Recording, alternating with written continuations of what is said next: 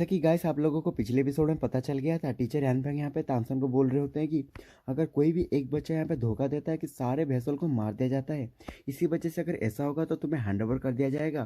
तभी तानसेन भी बोल रहा था कि अगर ऐसा है तो हैंड ओवर कर दीजिए। तब यहाँ पे हम बोलने होते कि अगर हैंड ओवर कराया होता तो मैं तुम्हारे सामने नहीं खड़ा होता जब सेक्रीफाइस प्रोसेस हो रहा था।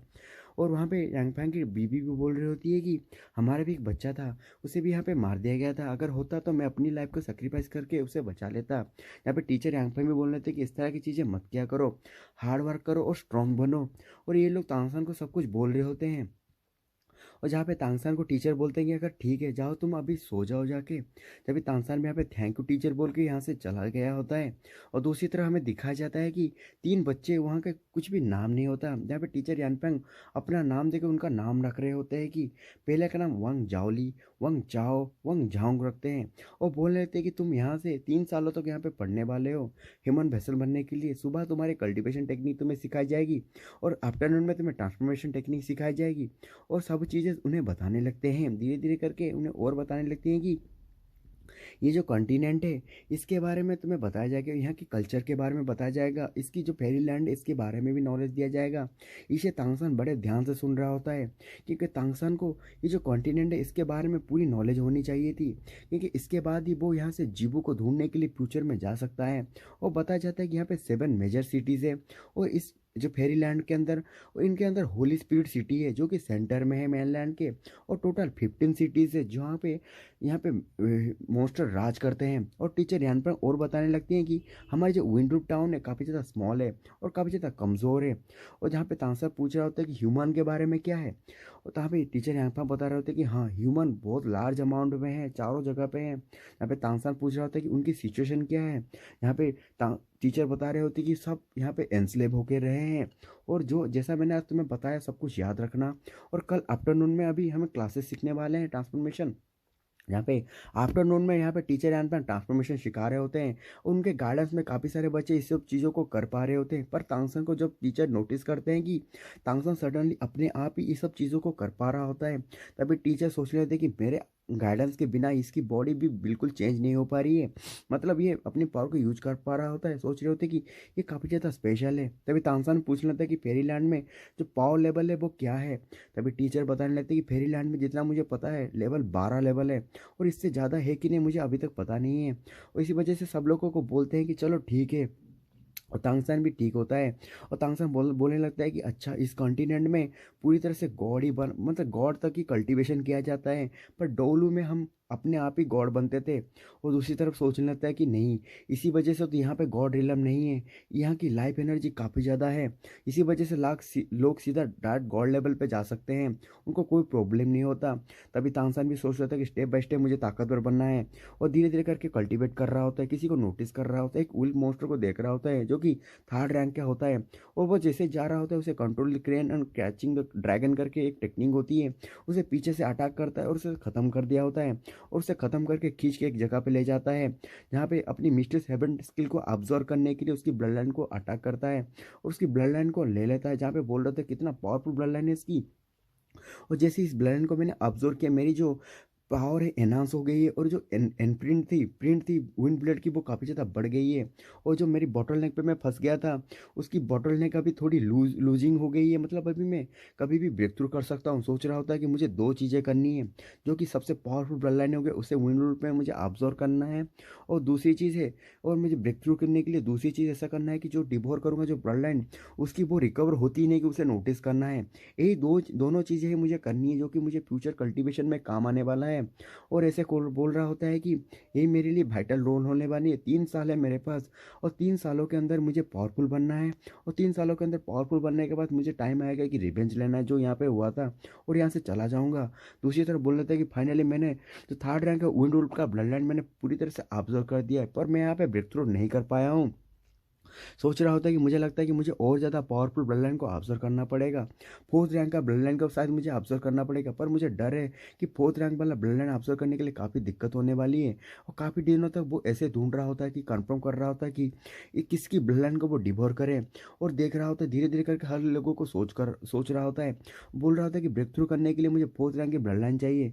पर स्निक अटैक से अगर वो मॉन्स्टर नहीं मारा गया तो बहुत ज़्यादा रिस्क हो जाएगा। सोच रहा होता है कि वो कैसे किसी को मारे। दूसरी तरफ हमें नेक्स्ट डे के प्रैक्टिस क्लासेस दिखाया जाता है, यहाँ पे टीचर रैंक में बच्चों को सिखा रहे होते हैं कि तुम काफ़ी ज़्यादा स्लो हो, तुम्हें और अच्छे से करना चाहिए। उस बच्चे को और सिखा रहे होते हैं कि तुम्हें अपनी पावर को थोड़ा रिजर्व रखना चाहिए और तुम्हारे अपोनेंट के इंटेंशंस को ध्यान से रखना चाहिए। फिर बोलने लगते हैं कि चलो ठीक है, अभी नेक्स्ट जो आने वाली है यहाँ पे ली मुगजी है, वही लड़की होती है, उसे बुला रहे होते हैं और फिर बोल रहे होते हैं कि ध्यान से आना। और वो लड़की बोल रही थी कि टीचर क्या मैं पूरी किसी भी डिरेक्शन से आपसे अटैक कर सकती हूँ। यहाँ पे टीचर बोल रही थी कि हाँ जैसा चाहो वैसा कर सकते हो, पर तुम मुझे हर्ट नहीं करने वाले। वो अपनी मोशन ट्रांसफॉर्मेशन से अटैक कर देती है। तभी वो कुछ नोटिस करते हैं कि ये यहाँ पे विंड रूल इससे सॉरी विंड ब्लेड इससे लगने वाला है। तभी टीचर ने सडनली जाके उसे बचा लेते हैं, क्योंकि वो लड़की यहाँ पे डॉच नहीं करने वाली थी। वो टीचर उसे बचा लिया होता है और उसे बोल रहे थे कि फाइनली तुमने अपना ब्रेन यूज किया है। जहाँ पे वो लड़की पूछ रही होती है कि टीचर आपने ऐसा कैसे कर दिया। जहाँ पे टीचर उसे बताने लगते हैं कि ये एक एप्लीकेशन है विंड ब्लेड की, जब तुम थर्ड रैंक पे पहुंच जाओगे तब तुम्हें सिखाया जाएगा। चलो तानसन तुम्हारी बारी, आ जाओ यहाँ पे। तानसन भी वहाँ पे आ गया होता है। जब तानसन को टीचर देखते हैं, तानसन की अजूरा लाइट यहाँ पे काफ़ी ज़्यादा चमक रही होती है, क्योंकि उसने अभी रिसेंटली थर्ड रैंक की प्योर ब्लड लाइन को ऑब्जर्व किया होता है। टीचर सोच रहे होते हैं कि ये काफ़ी ज़्यादा पावरफुल हो चुका है रिसेंट टाइम में, और टीचर उसे बता रहे होते कि चलो स्टार्ट करो। सडनली तानसेन यहाँ पे विंड ब्लेड को स्टार्ट कर देता है। तभी टीचर बोल रहे थे कि सडनली इसने विंड ब्लेड को कैसे अटैक कर दिया, और इसकी विंड ब्लेड यहाँ पे डिसअपेयर हो गई होती है। और बोल रहे थे कि डिसअपेयर कैसे हो गया, और उसके पास जाती है। टीचर उसे रोक लेते हैं, बोल रहे थे कि चलो ठीक है फिर से स्टार्ट करो, क्योंकि टीचर यहाँ पे शॉक हो गए होते हैं। तानसेन यहाँ पे फिर से विंड ब्लेड को अटैक करता है, वो अटैक यहाँ पे डिसअपेयर हो जाता है। तभी टीचर बोल रहे थे कि ये कैसे हो सकता है, ये कैसे मैनिपुलेट कर सकते हैं विंड ब्लेड को इसी तरह से, ये तो काफ़ी ज़्यादा अमेजिंग है। तभी तानसेन को ये बच्चा सोच रहे होते हैं, पर तानसेन के बारे में उन्हें पता नहीं कि प्रीवियस लाइफ में ये गॉड गॉड किंग हुआ करता था, जो कि हिडन वेपन को काफ़ी ज़्यादा पसंद करता था। इसी वजह से इतनी सारी चीज़ें वो जानता है, और कैसे मैनिपुलेट किया जाता है हिडन वेपन को तानसेन से कोई अच्छा नहीं जान सकता। यहाँ पे टीचर बोल रहे होते कि ठीक है आज के लिए काफ़ी अच्छा है, तानसेन मेरे साथ आओ। यहाँ पे तानसेन शौक हो रहा होता है, एक जगह पे आ जाता है। तानसेन सोचने लगता है कि ये जगह शायद ट्रेनिंग रूम होगा जहाँ पे मैं कभी नहीं आया हूँ। टीचर उसे बोलने लगते हैं कि चलो मुझे बता दो जो विंड ब्लेड कंट्रोल है तुम कहाँ से सीखे, और तुम्हें मैं क्लियर कर दूँ ये एक लाइफ एंड डेथ वाली चीज सिचुएशन है, जहाँ पे तुम्हें सच ही बताना पड़ेगा, कोई भी दिक्कत नहीं है, तुम बताओ सही तरीके से। जहाँ पे तानसेन सोच रहा होता है कि मुझे तानसेन टीचर को एक अच्छी सी एक्सप्लेनेशन देनी पड़ेगी, और टीचर को वो बोल रहा होता है। फाइनली हमें दिखाया जाता है कि तानसेन बताने लगता है कि जब मैं 6 साल का था तो मैं खाने के लिए उड़ मतलब जंगल में घूम रहा था। सडनली मैं वहाँ पे एक इंसान से मिला, जिसने मुझे खाना भी दिया और मुझे काफ़ी सारी कल्टीवेशन टेक्निक भी सिखाई, और मुझे सिखाने लगा, और मुझे डेमन गॉड ट्रांसफॉर्मेशन को सिखाया, कैसे मैं ताकतवर बनूँ वो सिखाया, कल्टीवेशन टेक्निक भी सिखाई, और बोला कि इसे ज़्यादा भी किसी को मत बताना। और धीरे धीरे करके तानसेन इस सब चीज़ों को प्रैक्टिस कर रहा होता है। जहाँ पे टीचर बोल रहे थे कल्टीवेशन टेक्निक क्या ह्यूमन के लिए, जहाँ पे तानसेन बोल रहे थे कि मुझे सच में याद नहीं, पर उसने लास्ट में कुछ बोला था। और टीचर को बोल रहे थे कि हाँ रिडिम्सन मैनकाइंड ऐसा बोला था, जो ह्यूमन बींग को यहाँ पे हम फाइनली फ्री हो सकते हैं। यहाँ पे टीचर बोलते हैं क्या रिडिम्सन। तानसेन याद रखो जो आज तूने बोला है किसी को मत बताना, क्योंकि जो स्किल है ये किसी को भी मत दिखाना, एक्स्ट्रा ऑर्डिनरी है। तानसेन को सब कुछ टीचर बता रहे होते हैं। यहाँ पे टीचर तानसेन बोल रहा होता है कि टीचर क्या आप ये जो विंड ब्लेड टेक्निक है सीखना चाहते हैं मेरे से, आप मुझे नहीं लगता आप मुझे हरा सकते हैं। तानसेन यहाँ पे टीचर को बता रहा होता है। टीचर बोल रहे थे कि ये तो कीड़, ये मुझे क्या समझ अपने आप को क्या समझ रहा है। जहाँ पे तानसेन बोल रहा था कि ओके ठीक है, वहाँ पे दोनों स्टार्ट कर देते हैं फाइटिंग। और टीचर वहाँ पे बता रहे होते हैं कि मैंने यहाँ पे एक सील्ड बना दिया जिससे कि तुम्हें कुछ प्रॉब्लम नहीं होगा। तानसेन भी सोच रहा था कि टीचर की ब्लड लाइन लेवल 4 की है, पर उनके ब्लड लाइन यहाँ पे बहुत कमज़ोर होगी। लगता है कि अगर तुम यहाँ पे जीतते हो मुझसे तो मैं तुमसे सीखूंगा, अगर तुम मुझसे हारते हो तो मैं तुम्हें और एक टेक्निक सिखाऊंगा। विंड टू ट्रांसफॉर्मेशन को करके तानसेन की तरफ बढ़ जाते हैं, और तानसेन भी उनकी तरफ विंड ब्लेड को छोड़ देता है जो उनके पैरों पे जाके लगती है।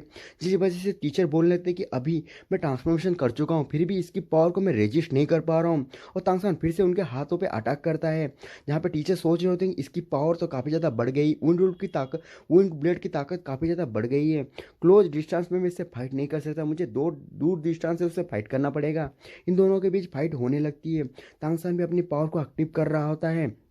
एक्टिव करके अपनी घोस्टली शैडो को यूज़ करता है। घोस्टली शैडो को यूज़ करके तानसेन को यहाँ पे अपनी जेड हैंड को टीचर के ऊपर मार देता है। टीचर को जिसे मारता है टीचर की हालत ख़राब हो गई होती है। टीचर बोल रहे होते हैं कि ये कैसे हो गया?